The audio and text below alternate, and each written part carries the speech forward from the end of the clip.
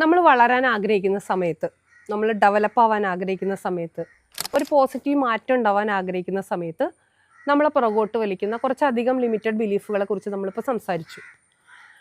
എന്തുകൊണ്ടാണ് നമ്മൾ ഇത്ര നേരം അല്ലെങ്കിൽ കുറേ വീഡിയോസിൽ ലിമിറ്റഡ് ബിലീഫുകളെ കുറിച്ച് സംസാരിച്ചതെന്ന് വെച്ചാൽ, ഈ വിശ്വാസങ്ങളാണ് നമ്മുടെ ജീവിതം ഇന്ന് വരെ കൊണ്ടെത്തിച്ചത്.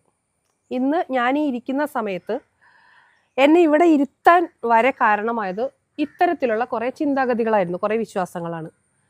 അപ്പോൾ ഈ വിശ്വാസങ്ങളെ നമ്മൾ അതിലെ ശരിയും തെറ്റും മനസ്സിലാക്കിക്കൊണ്ട്, അതിന് എന്ത് സ്വാധീനം നമ്മളിൽ ചെലുത്താൻ സാധിക്കുമെന്ന് മനസ്സിലാക്കിക്കൊണ്ട് ബോധപൂർവം നമുക്ക് വേണ്ടതിനെക്കുറിച്ച് നിരന്തരം പോസിറ്റീവായിട്ട് ചിന്തിച്ച് മുന്നോട്ട് പോയി കഴിഞ്ഞാൽ തീർച്ചയായിട്ടും നമ്മുടെ ബ്രെയിൻ നമുക്ക് വേണ്ടതിനെ നമ്മളിലേക്ക് കൊണ്ടെത്തിച്ച് തരും.